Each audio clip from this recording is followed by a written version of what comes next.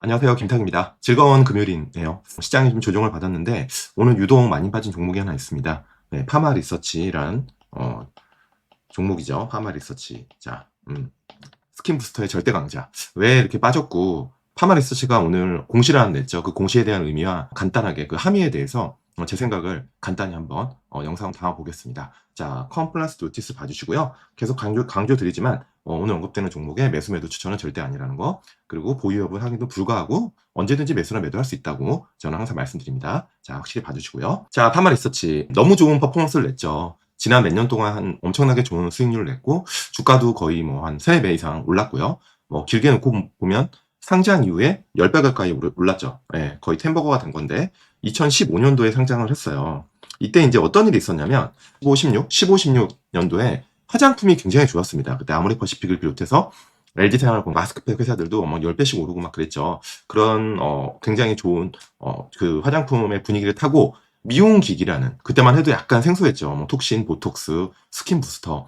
물론 아시는 분은 아셨지만 과연 이 회사들이 돈을 얼마나 벌 수 있을까라고 의심이 들 때 성장의 초입기에 상장을 했고요. 2015년도에 휴젤과 파마 리서치가 같은 시기에 상장했던 기억이 있어요. 이때만 해도 별로 인기가 없었습니다. 네, 그때는 다 화장품에 가 있었고 이렇게 아픈 걸 많이 맞을까 사람들이, 시장도 초기 단계였고 물론 글로벌리 성장을 하고 있었던 산업은 맞아요. 하지만 지금처럼 열렬히 모든 사람이 이 섹터가 이제 성장하는 섹터라고 확신을 가지기 전이었다. 아무튼 그때에도 10배가 올랐고 최근에도 주가가 뭐 쉬지 않고 올랐죠. 올해 초에 20만 원 중반이었는데 50만 원까지, 그죠? 거의 2배 가까이, 네, 2배 가까이 올랐네요. 그래서 50만 원 좀 넘다가 오늘 17%나 급락을 했어요. 그래서 왜 이렇게 많이 빠졌는지 한번 살펴보겠습니다. 오늘 아침부터 갭다운 시작했네요. 이게 시작하자마자 주가가 급락했을 때 이제 갭다운을 했다고 하는데요.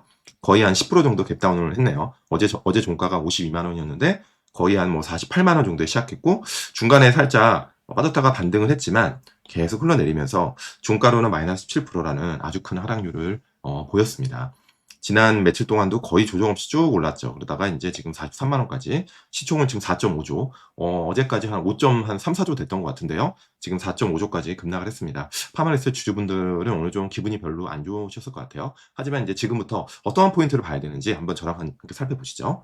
갈더만은 그래도 4월 달에 관세 이슈로 급락했다가 거의 전고점을 다 회복을 했네요. 글로벌 그 피어들은 주가가 나쁘지 않다. 얘도 스킨 부스터의 강자죠. 자, 오늘 누가 팔았는지 볼까요? 오늘 개인분들이 많이 팔았네요. 그다음 외국인이 45. 개인 투자자분들이 그날이라는 그 말 자체에 대해서 굉장히 좀 불편한 감정이 있을 것 같고, 충분히 그것도 이해가 됩니다. 그래서 개인분들이 많이 팔았고, 기관이 많이 샀네요. 증권도 많이 샀고, 사모펀드에서도 한 250억 정도 매수를 했네요. 네, 인적 분할 관련해서 요약을 한번 해보겠습니다.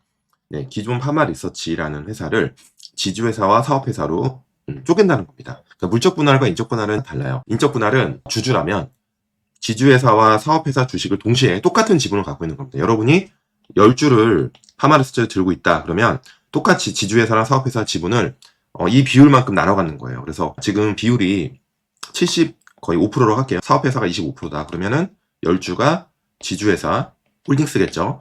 홀딩스 주식을 7.5주, 그 다음에 사업회사, 네, 그냥 파마 리서치겠죠. 사업회사 2.5주 해서 이거 단주는 날리고 현금 주고 7주 2주 이렇게 받겠네요. 이런 식으로 이제 분할 비율대로 받는 겁니다. 반면에 물적 분할은 사업회사가 지주회사 바로 자회사가 돼서 기존 주주들은 그냥 원래 있는 주식만 그대로 들고 있는 거고, 또 다른 회사가 생겨서 자회사로 편입이 되는 거고, 우리는 그 회사를 소유를 못하죠. 재상장을 한 뒤에 할 수 있으니까 원래 있는 우리가 투자했던 그 지주회사는 껍데기만 남게 되는 거죠. 그래서 물적 분할은 인적 분할 대비해서 상당히 더 주주 가치를 훼손한다고 좀 여겨지고요. 인적 분할은 상대적으로는 표면적으로는 주주 가치 훼손하는 게 없죠. 왜냐하면 10주를 그대로 이제 비율만큼 나눠 갖게 되는 겁니다. 하지만 문제는 여기서 발생하는 겁니다. 왜? 여러분들이 파마 리서치라는 회사에 투자를 하는 이유가 뭘까요? 지주회사에 투자하고 싶은 건 아니잖아요. 신설되는 요 사업회사에 투자하고 싶은데 이 사업회사의 지분이 나는 10주 갖고 있는데 지금 2주로 주는 겁니다. 물론 홀딩스 지분을 주죠. 7주 주지만 갖고 싶지 않은데 어거지로 어쩔 수 없이 갖게 되는 거잖아요.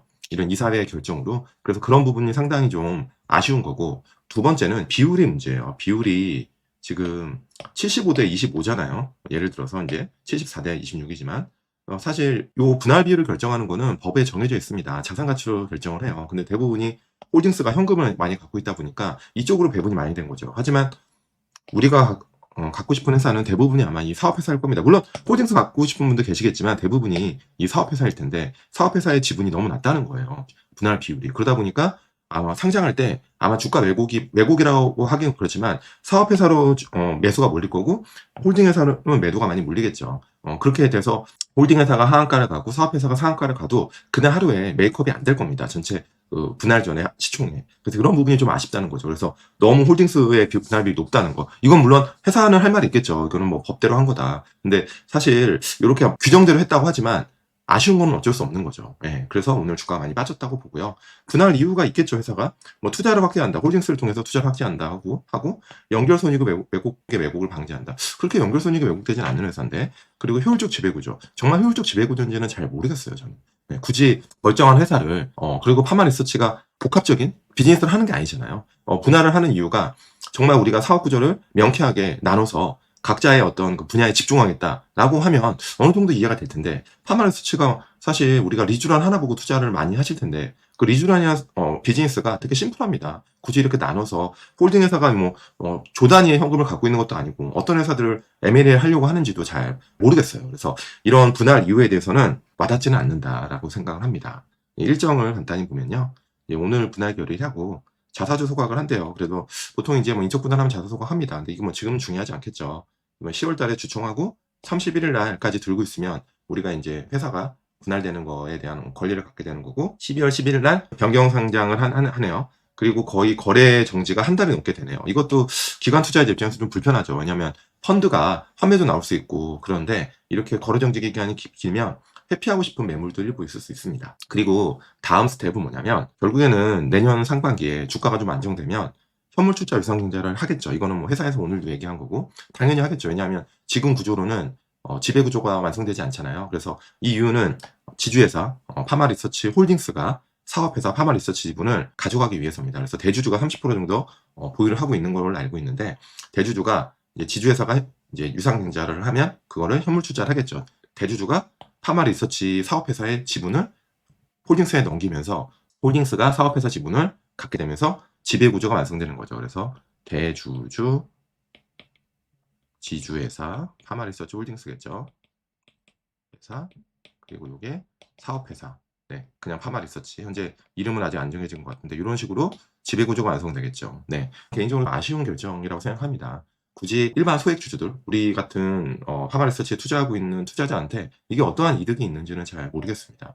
물론 승계에 관련된 그런 이슈는 아니라고 얘기하지만 대주주의 편의를 위해서 이렇게 분할을 한 건 아니냐라는 의심을 지울 수는 없어요. 그래서 사실 지금 예전에 LG 에너지 솔루션의 물적 분할로 아직도 그 앙금이 가시지 않았는데 이런 분할이라는 이런 이슈가 나오니까 오늘 개인 투자자들이 굉장히 많이 매도를 한 것 같아요. 파마 리서치는 상당히 좋은 회사라고 생각해요. 펀더멘탈도 좋고 스킨 부스터의 절대 강자 아닙니까? 그리고 지금 들어오는 외국인들이 다 대체로 파마 리서치에 리쥬란을 맞으려고 들어온 외국인도 많고 2분기 실적도 뭐 아직은 모르지만 나쁘지 않을 것 같고 그래서 회사의 중장기 성장성에는 전혀 의심이 전혀 안 됩니다. 오늘의 파마 리서치의 인적 분할 공시는 아쉽다라는 생각이 들고요.